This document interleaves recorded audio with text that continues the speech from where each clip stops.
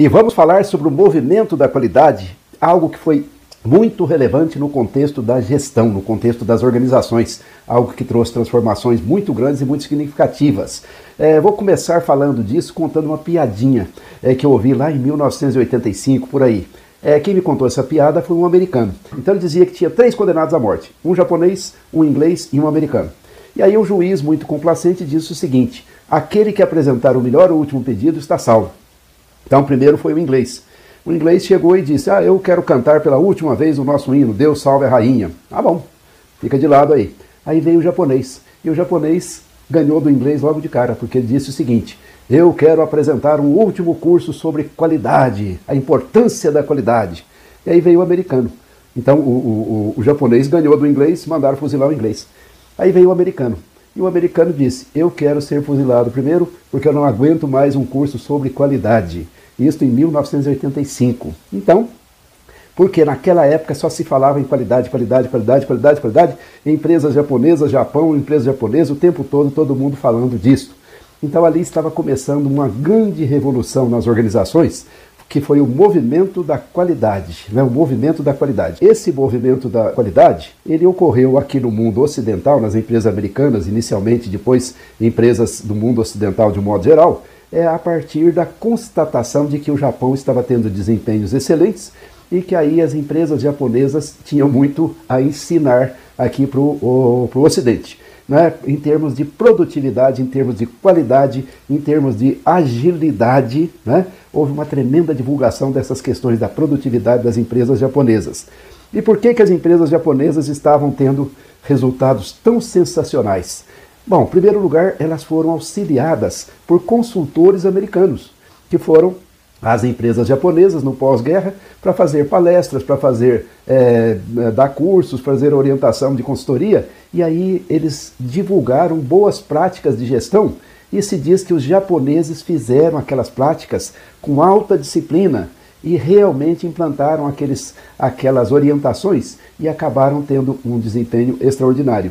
Então quer dizer o seguinte: os gurus americanos, né, eram mais ouvidos no Japão do que em seu próprio país. Uma coisa é ter as ideias, a outra coisa é aplicar efetivamente, né? Então começou ali um movimento de transformação nas empresas do mundo ocidental, seguindo o modelo japonês. Então multiplicaram-se os cursos, as consultorias, o movimento chegou às universidades e aí se espalhou pelo mundo. E aí por que ele realmente foi significativo? Por que aquelas ideias representaram uma grande transformação nas empresas japonesas? E por que esse modelo era efetivamente bom? Porque, primeiro, ele envolvia o pessoal de base. No Japão existiam círculos de controle de qualidade, que eram grupos de operários que discutiam, paravam para pensar sobre os problemas ali das suas áreas e buscavam soluções e apresentavam as soluções e aí iam trazendo novas ideias, inovando. Então, círculos de controle de qualidade, envolvimento do pessoal. Todo o pessoal de base era muito envolvido com o problema da qualidade, da produtividade nas empresas japonesas. O segundo aspecto de grande relevância, o treinamento sério do pessoal de base. Mas não é treinamento só para perfumaria, não, só para motivar as pessoas, nada disso. Era treinamento em capacitação deste pessoal para identificar problemas, para analisar problemas, para buscar soluções criativas de problemas, etc. Então isso fez também uma grande diferença. Um terceiro ponto, disseminação de ferramentas simples e muito eficazes de apoio para análise de problemas, para tomada de decisões, para correção de problemas lá no chão de fábrica. Então, disseminação de ferramentas simples como análise de Pareto, a curva ABC, o diagrama de Ishikawa, e o PDCA, o Kanban, o Just in Time. Então, nesta época, foi que se começou a ouvir termos japoneses, Kanban.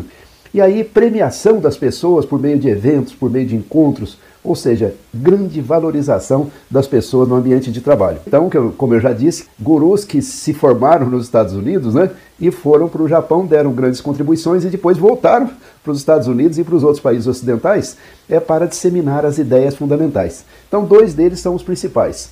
Um é o Deming, cujo nome se tornou o nome do prêmio de qualidade mais importante do Japão, o prêmio Deming de qualidade. No Japão existe isso. E o Juran, né, que foi um engenheiro praticante ali nos Estados Unidos e que se desenvolveu, foi para o Japão, gostou daquelas ideias todas que ele viu, passou a dar a colaboração dele no Japão sistematicamente e deu uma grande contribuição também, tanto para o Japão, para as empresas japonesas, como depois na disseminação da qualidade pelo mundo afora, nas empresas ocidentais. Então vamos ver as ideias, algumas ideias aqui, um pouquinho das ideias desses dois grandes gurus da qualidade. Deming. O Deming era um engenheiro, matemático, físico, estatístico, né, que ele se destacou nos Estados Unidos na área de qualidade, na área de estatística de qualidade, na área de controle de qualidade. E ele foi convidado pela Associação dos Cientistas e Engenheiros Japoneses, tá, que é uma associação forte lá no Japão e que contribuiu posteriormente para ajudar a disseminação dessas ideias aí pelo mundo afora. Inclusive no Brasil, esta União dos Cientistas e Engenheiros Japoneses, o JUSE, no Brasil ela contribuiu muito, vieram aqui, ajudaram e etc. Então o Deming, ele começou a fazer palestras no Japão sobre qualidade e sobre gerência, gestão. E aí as ideias dele colaram muito bem e se espalharam pelas empresas japonesas. Vamos falar dos 14 princípios do Deming, porque falando dos 14 princípios, a gente tem uma visão das ideias centrais dele. Bom, em primeiro lugar, ele diz, quer mudar sua empresa? Então estabeleça constância de propósitos para melhoria de produtos e serviços. Ou seja, ponha isto como meta, mas siga efetivamente, não volte atrás. Mantenha constância nessas metas.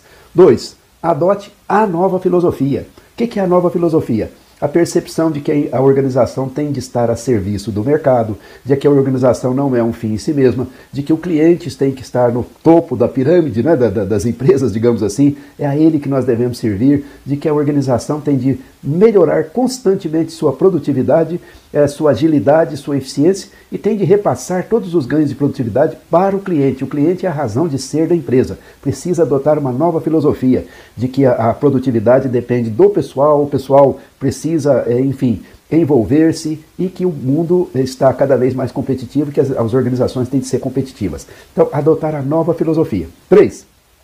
Deixe de depender de inspeções para atingir a qualidade.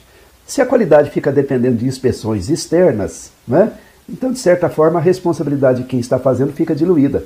Agora, vamos parar com isso, vamos deixar com que a pessoa descubra como fazer qualidade de melhor, né, que a gente aparelhe a pessoa, dê ferramentas para ela produzir com absoluta qualidade e que ela própria tenha um controle interno, que ela faça as condições adequadas e que a gente não precise de controle externo para a qualidade. Esse é um ponto muito relevante.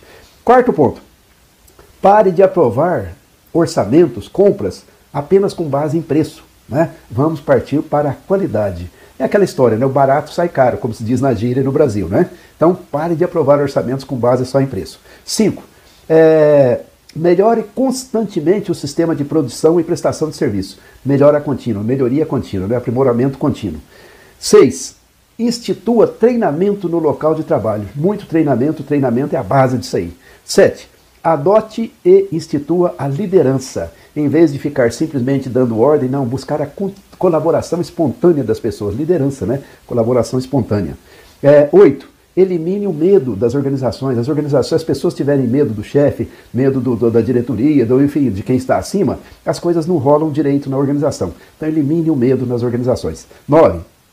Elimine as barreiras entre departamentos. Pense nos processos, pense em cada uma das partes, olhar a outra como cliente, né? E fazer relações clientes-fornecedores internos as mais adequadas possível. Então elimine as barreiras entre departamentos. 10. Elimine slogans, quer dizer, aquelas frases curtas, motivacionais, né? Elimine os slogans motivacionais, as exortações, né? E metas para o pessoal. Vamos fazer isso, fazer aquilo, sabe?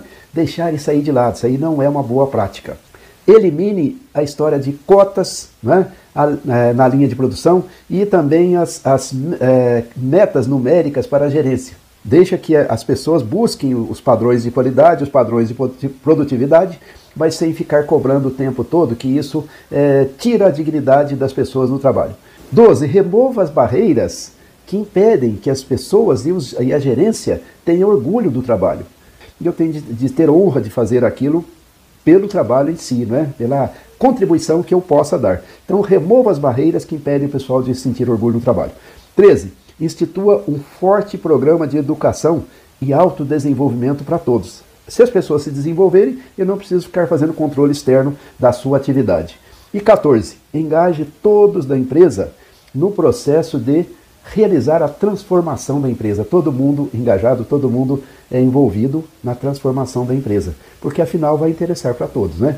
Então aqui estão algumas das grandes ideias do Deming, e que essas ideias foram efetivamente implantadas no Japão e se disseminaram e daí voltaram para nós ocidentais aqui, né, que as empresas ocidentais estavam atrasadas em relação às japonesas no que diz respeito à qualidade, produtividade, agilidade, eficiência, etc, etc. Agora vamos ver algumas ideias centrais do Juran. O Juran esteve no Brasil, mas eu me lembro 2 vezes ele veio ao Brasil, lá na década de 80, por aí, né? O Juran, ele nasceu na Romênia, mas os pais migraram para os Estados Unidos e se desenvolveu nos Estados Unidos. Ele se formou em engenharia, né, e foi gestor de qualidade na Western Electric. E foi um bom executivo de qualidade, um bom técnico de qualidade, e se tornou consultor e autor de renome, né? Ele se inspirou um pouco nas ideias da Margaret Mead sobre mudanças culturais, né? Ou cultura nos padrões de mudança nas organizações, na vida, etc., na sociedade. E ele, então, com essa inspiração toda, e trabalhando a qualidade, o enfoque humano, ele foi ao Japão e lá ele viu a coisa na prática. Ele falou, puxa vida, os círculos de controle de qualidade, particularmente, ele falou, puxa, isto é um grande potencial.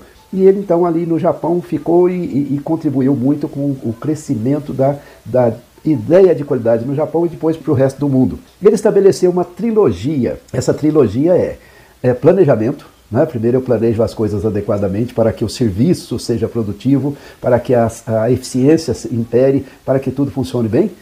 O controle e o aperfeiçoamento contínuo. E ele deu uma série de ferramentas dentro dessa trilogia, ele deu uma série de ferramentas e uma série de conceitos que induzia essa melhoria contínua, né? Então a contribuição dele foi muito grande. Ele escreveu muitos livros de qualidade, um manual de qualidade, que é o consagrado, é a Bíblia da coisa, e ele contribuiu muito com as ferramentas. Então ele popularizou ferramentas muito importantes, muito relevantes, como o princípio de Pareto, né, que diz mais ou menos o seguinte: 80% dos problemas provém de 20% das causas.